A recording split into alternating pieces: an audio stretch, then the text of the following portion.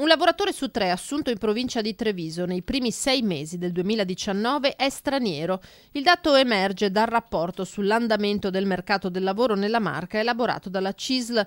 Dei 58.215 assunti, ben 17.035 non sono dunque italiani. Questo è quello che si evidenzia e che vogliamo valorizzare, visto le polemiche che stanno incrementando in questi giorni proprio sul tema dell'immigrazione. Degli immigrati le nostre imprese ne hanno assolutamente bisogno e lo vediamo anche sul lato delle conferme, per cui sono quei lavoratori che poi non cessano, rimangono all'interno dell'azienda. Un rapporto che fotografa una provincia sempre più a vocazione turistica sulla spinta dell'agroalimentare e in cui il saldo delle assunzioni rimane positivo, più 6.435 rispetto allo stesso periodo dell'anno scorso, ma la crescita occupazionale frena.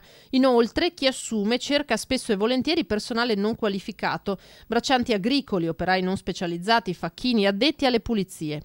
Noi siamo ottimisti sul fatto che abbiamo recuperato tanti posti di lavoro, però siamo altrettanto preoccupati perché ci chiediamo che qualità hanno questi posti di lavoro, sapendo che abbiamo un problema di salari, abbiamo un problema di precarietà, abbiamo un problema anche di ore lavorate. Non sempre questi posti hanno un tempo pieno, spesso sono orari part-time o poco più e soprattutto frastagliati in tante piccole aziende. Lascia dunque a desiderare la qualità del lavoro offerto, sempre più precario e spezzettato, mentre un dato positivo arriva dall'aumento significativo, ben 6.930 posizioni in più del 2018, dei contratti a tempo indeterminato. Per la prima volta da qualche anno abbiamo un'inversione di tendenza, c'è più stabilizzazione, è ancora poca cosa, però è importante che si dia un segnale in questo senso. Probabilmente ha influito in maniera positiva sia il decreto dignità, ma anche alcune azioni che erano state fatte negli anni precedenti, e questo ci porta ad avere una